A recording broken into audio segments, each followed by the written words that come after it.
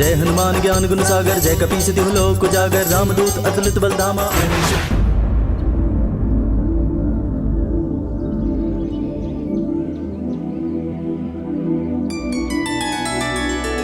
संतान प्राप्ति अस्तु। हम जानना चाहते हैं कि हमें यह सौभाग्य कब प्राप्त होगा। भगवान भोले शंकर को प्रसन्न करने के लिए अंजना को 12 वर्षों तक कठिन तपस्या करनी होगी।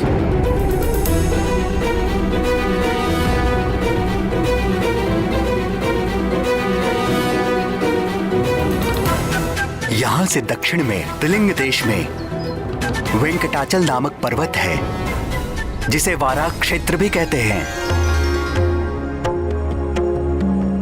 भगवान श्री विष्णु के तीसरे अवतार श्री आदि वाराह ने पृथ्वी का उद्धार करने के पश्चात उसी स्थान को अपना सतत निवास स्थान चुन लिया था।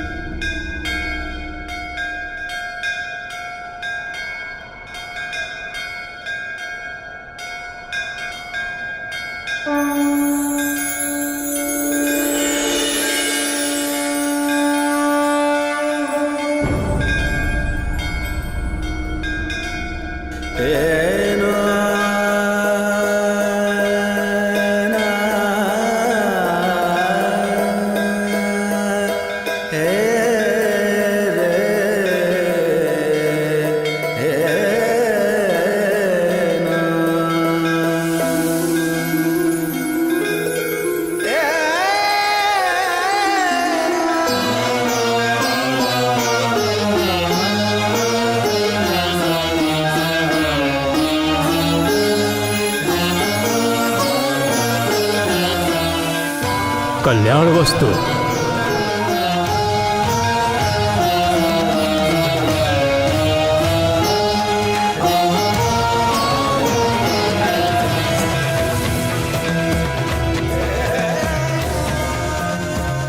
उसके उपरांत आकाश गंगा तीर्थ में स्नान करके तपस्या आरंभ करना। भगवान उमाकांत अवश्य कल्याण करेंगे।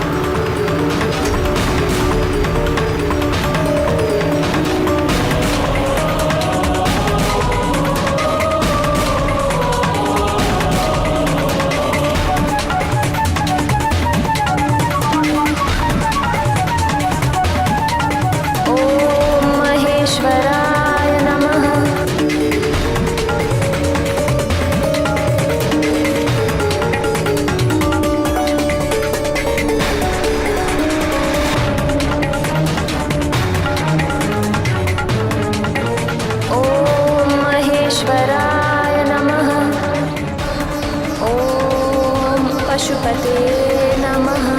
ओम सर्वाय नमः। ओम विश्वरूपे नमः। ओम कपिदेवाय नमः।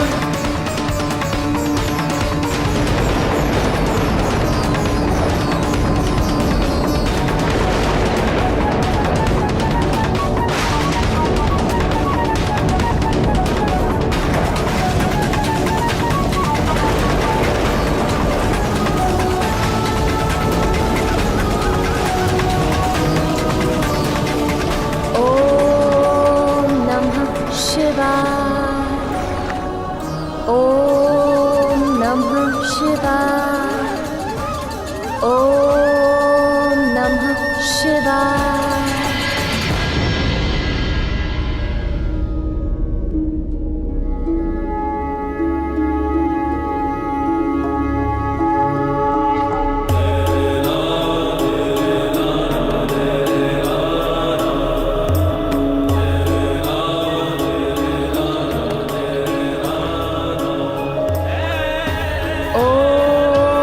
नमः शिवाय।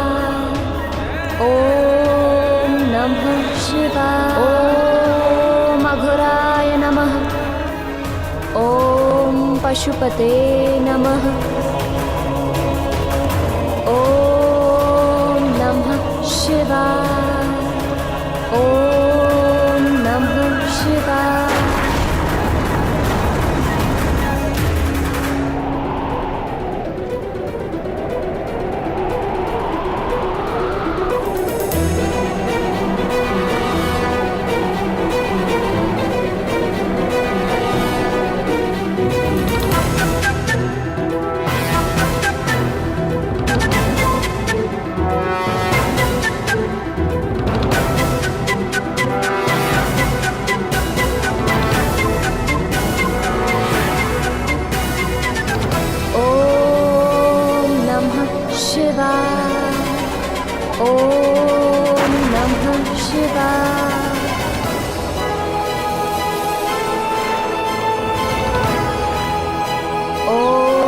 पशुपते नमः। इसी प्रकार कठोर तप करते हुए 12 वर्ष व्यतीत हो गए। अंजना की इस घोर तपस्या को देख देखकर करुणामयी जगत जननी भगवती पार्वती का हृदय निरंतर पसीजता रहा, किंतु कैलाशपति भगवान आशुतोष अपनी समाधि से बाहर आने का कोई संकेत तक नहीं दे रहे थे। अंततः सत्व मूर्ति शैल पुत्री का धैर्य छूटने लगा।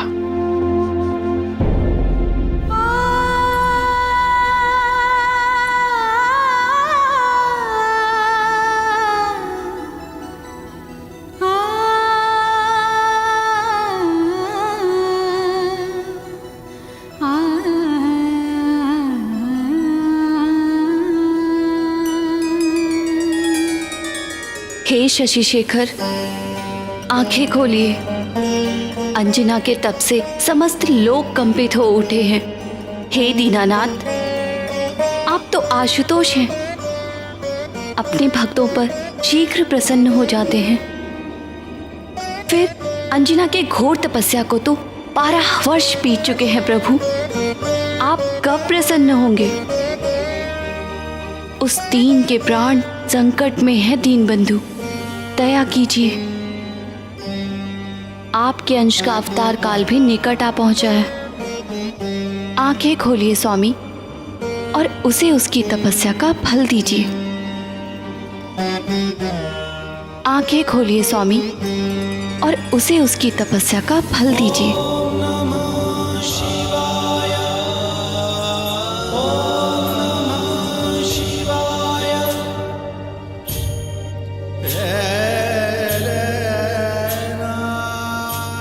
अभी नहीं करुणामयी, अभी एक परीक्षा शेष है।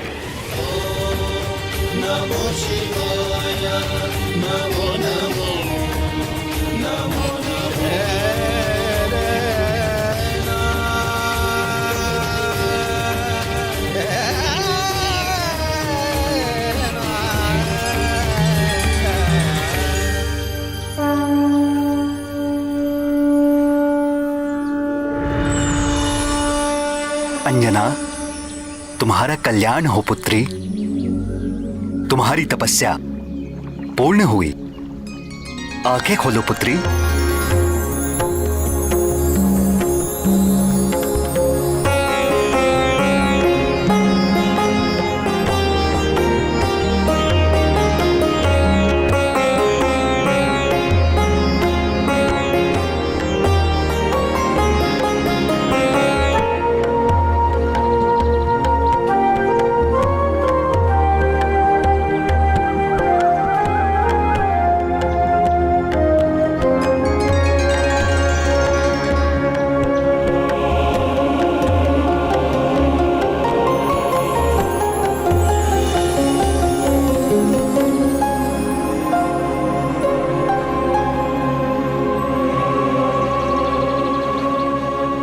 पुत्री, आगामी श्रावण कृष्ण पक्ष की त्रयोदशी को देवाधिदेव महादेव साक्षात तुम्हें दर्शन देंगे और आशीर्वाद प्राप्त होगा। उनके स्वागत का प्रबंध करो पुत्री। और ध्यान रहे पुत्री, भगवान भोले शंकर के सत्कार में कोई त्रुटि ना होने पाए।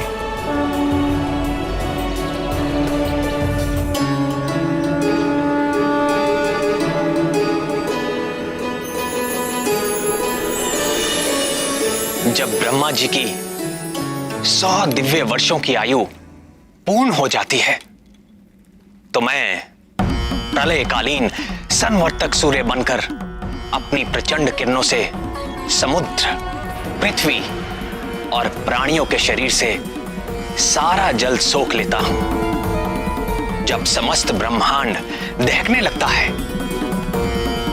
तो मैं ही प्रलयकालीन मेघ के रूप में सहस्रों वर्षों तक मोटी मोटी धाराओं से इस समस्त ब्रह्मांड को जलमग्न कर देता हूं। तब पृथ्वी जल में विलीन हो जाती है, जल तेज में, तेज वायु में, वायु आकाश में और आकाश अहंकार में लीन हो जाता है, अहंकार महतत्व में और महतत्व मूल प्रकृति में लीन हो जाता है। उस अवस्था में जब समस्त जीवों और देवताओं के साथ वेद और ब्रह्मा भी मुझ में समा चुके होते हैं, तो इस सृष्टि का उस प्राकृत प्रलय में लोप हो जाता है। फिर नवीन सृष्टि का समय आने पर मैं समस्त सृष्टि के तत्वों व उनकी एकता के द्वारा एक विराट शरीर की रचना करता हूं। उसी विराट शरीर की नाभि से नवीन ब्रह्मा प्रकट होते हैं।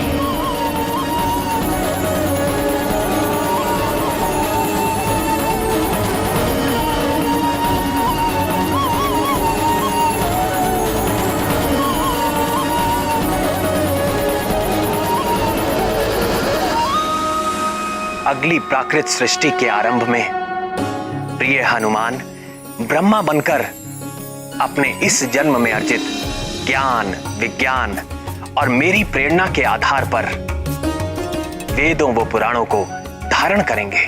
तत्पश्चात रजोगुण का आश्रय लेकर संकल्प शक्ति मात्र से सृष्टि कार्य में संलग्न होंगे और भुआ और स्वह नामक त्रिलोकी की रचना करेंगे और फिर प्रजापतियों के माध्यम से वृक्षों, पशु पक्षियों, मनुष्यों की सृष्टि के साथ देवता, पितर, असुर, गंधर्व, अप्सरा आदि की देव सृष्टि भी करेंगे। यन्नाभि पद्म भवनादहमासमीक्ष्य लोकत्रयोपकरणो यदनुग्रहेण तस्मै नमस्त उदरस्त भवाय योग। अपने आराध्य श्री राम के गुणगान और उनकी सेवा के अतिरिक्त महाबली हनुमान के हृदय में और कोई अभिलाषा नहीं। उनके लिए सारा संसार सिया राममय है। वो चुटकी बजाकर अपने प्रभु की उबासी दूर भगाएं या ब्रह्मा होकर सृष्टि करें, सब कुछ उनके लिए राम काज ही है। नैव मे दृशमनुस्पृशस्त भवाय योग निद्रावसान विकसन्नलिनेक्षणाय सोऽयं समस्त जगतां सुहृदेकयात्मा सत्त्वेन यन्मृळयते भगवान् भगेन। हनुमान जी की इतनी महिमा सुनकर मेरे मन में उनके बाल लीला सुनने का चाव और बढ़ गया है। किंतु प्रभु, उसके पहले उनके जन्म की कथा तो पूरी कीजिए। भगवान भोलेनाथ ने कब और कैसे अंजना को आशीर्वाद देके उसकी मनोकामना पूर्ण की, थोड़ा विस्तार में बताइए ना प्रभु। हाँ श्याम सुंदर, महादेव ने माता पार्वती से कहा था कि वो एक और परीक्षा लेना चाहते हैं। फिर क्या हुआ?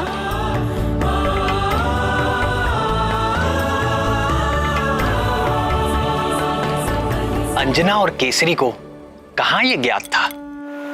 वो तो भगवान नंदीश्वर के स्वागत का आयोजन कर उनकी प्रतीक्षा कर रहे थे। अंततः श्रावण कृष्ण पक्ष की त्रयोदशी का मंगलकारी दिन आ ही गया।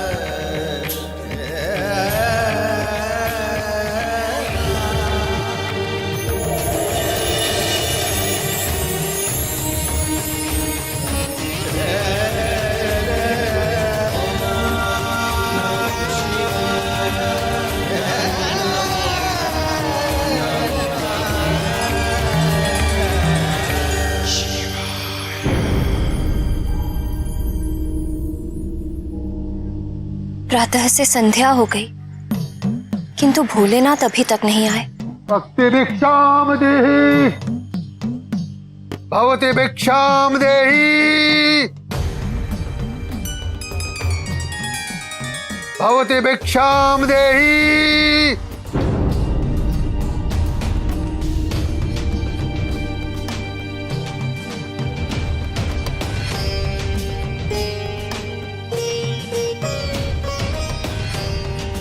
भवति भिक्षाम देहि।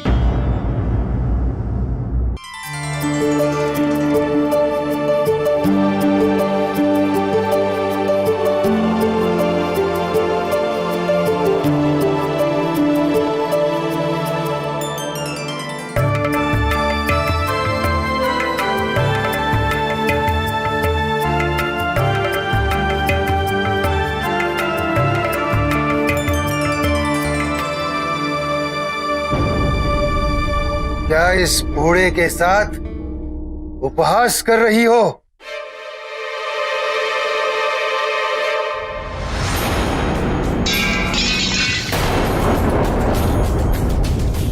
तेरे आधे दांत टूट चुके हैं, आधे दांत सड़ चुके हैं। मुझे रसीले पकवान खिलाओ। रसीले पकवान? ऐसे अनजान बनने का नाटक मत करो।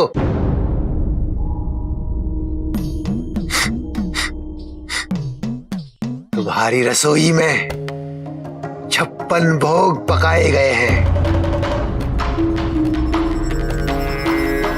और मैं बड़ी दूर से तुम्हारी उस सुगंध के पीछे यहां तक चला आया हूं। मैं वो भोग लगाए बगैर तुम्हारे इस द्वार से नहीं जाने वाला हूं।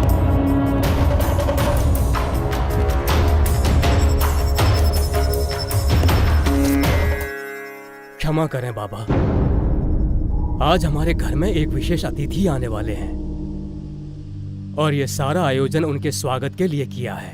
तुम कह रहे हो कि मैं अतिथि नहीं हूं? मैं बूढ़ा, दरिद्र, करूप हूं, इसलिए वो अतिथि नहीं होता जिसको न्योता देकर बुलाया जाए। अतिथि वही होता है जो बिना बुलाए किसी भी तिथि में चला जाए। नहीं नहीं बाबा, मेरी बात का अर्थ ये था कि ये सब हमारे इष्ट नहीं, अनिष्ट होगा तुम्हारा। मेरे समान बूढ़े दरिद्र भूखे को भोजन न करा के कोई भी इष्ट प्रसन्न नहीं होने वाला। बोलो, कराते हो 56 भोग? तो मैं चला।